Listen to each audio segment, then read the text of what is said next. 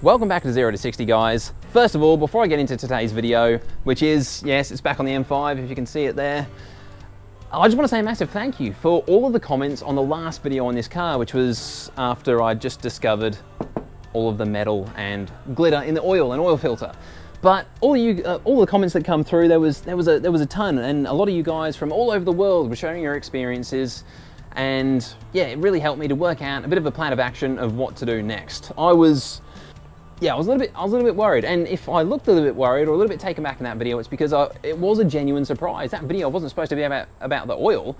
We'd actually come up to quickly change the oil, put some fresh oil into it, and then head out on the road and do some data logs. I've actually lined up HTE Performance to do a custom tune on this thing, and he's ready for some data logs. So that was what was supposed to happen that night. Instead, after dropping the oil and discovering all those little goodies, then obviously, yeah, that didn't happen. And that's probably why I might have looked a little bit surprised or sounded a bit surprised, because I genuinely was.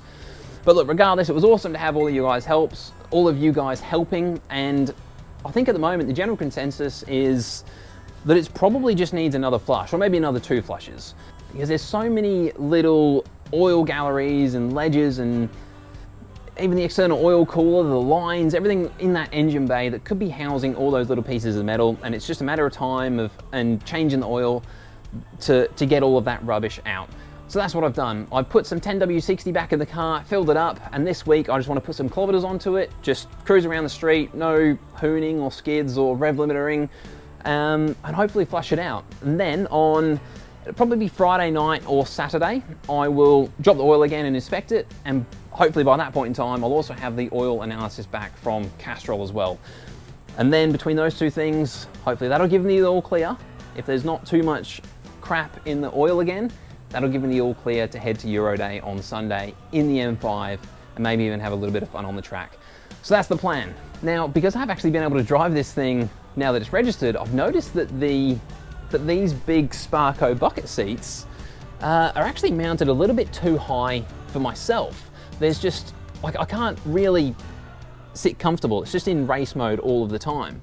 So I want to try and drop this driver's seat a little bit.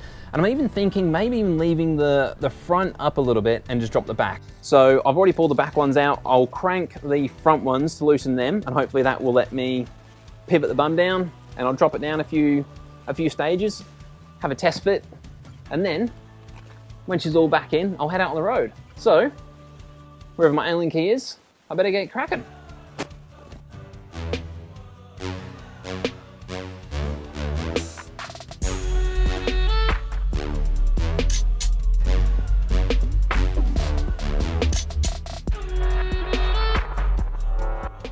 Well, I've maneuvered the seat down a little bit at the back, tilted it back a bit, and I wanted to give it a proper test fit. It felt more comfortable, but I grabbed the helmet just to make sure that it will fit for the next track day.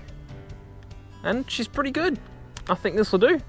So I'll crank them up, head out on the road, go for a drive, and take the helmet off. All right, let's do it. Okay, here we are, and she feels pretty good. It's actually a little bit more, because it's a little bit more reclined, it does feel a little bit better, whereas before it was just like, it was bolt upright, it was like always in race mode. My God, this gearbox is so notchy when it's cold, and then still a little bit notchy even when it's warm. In fact, I ended up speaking to a few guys with M5s to see if that's normal, the gearbox, and apparently it is. A lot of them are just a little bit notchy and get better when they're warm. I actually spoke to Billy down in Victoria. His M5 is not even supercharged, but the gearboxes are so iffy if you want to drive them hard. He's actually gone through 2 gearboxes, and it's a naturally aspirated gearbox, naturally aspirated M5. It's not even supercharged. And with this one having over 300,000 kilometers, like, nobody's ever mentioned that it's had a replacement gearbox. Actually, as we're driving through these roadworks, can you hear? There's a concrete wall just there. So if I put it in 4th and just load it up a little bit.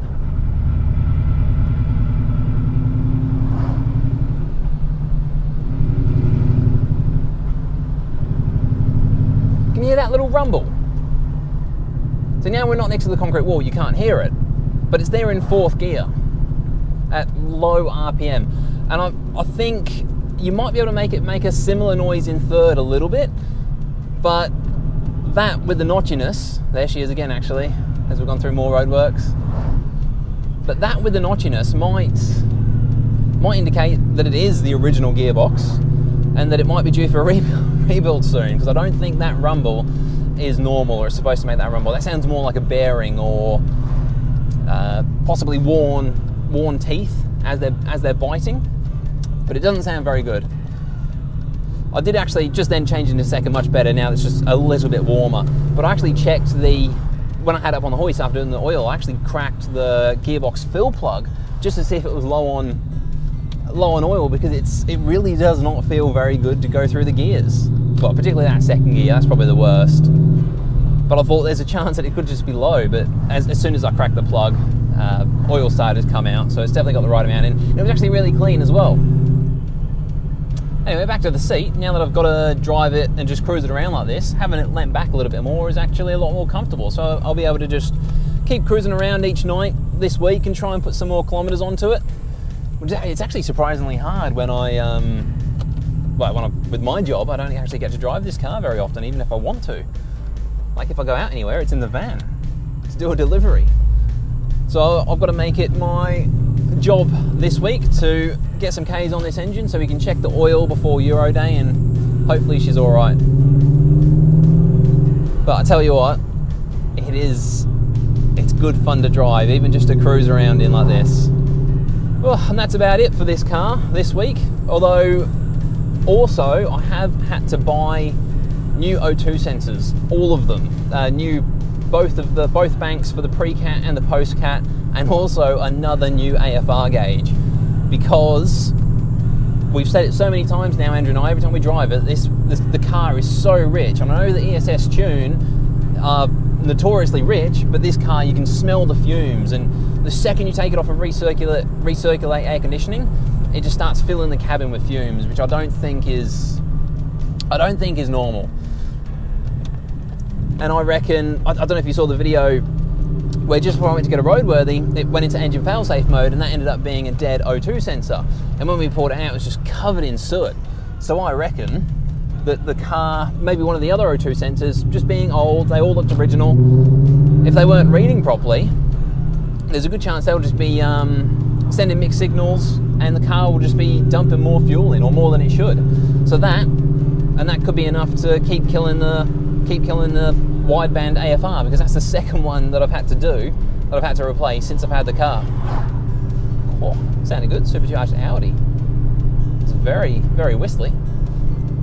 But that's it. I've actually ordered those at the start of the week, so hopefully they'll be here on Friday.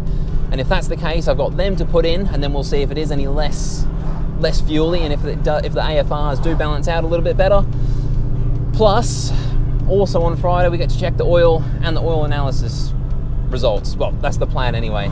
So we'll see how it all goes, and hopefully we can get this thing to Euro Day and have a little bit of fun with it. But for now, I'm happy just cruising. Sort of. It's really tempting to accelerate, but I'm not gonna. Look. I love it. Anyway, guys, thank you very much for watching. And again, thank you very much for watching that last video and all the help and the input in the comments as well. And that goes to everyone all over the world. That was, it's a bloody awesome community here on YouTube and the 0 to 60 channel. So thank you very much for all your support, guys. It's bloody fantastic. So with that said, I'll see you later, and hopefully we'll catch you in the next video. Peace out. GoPro, stop recording.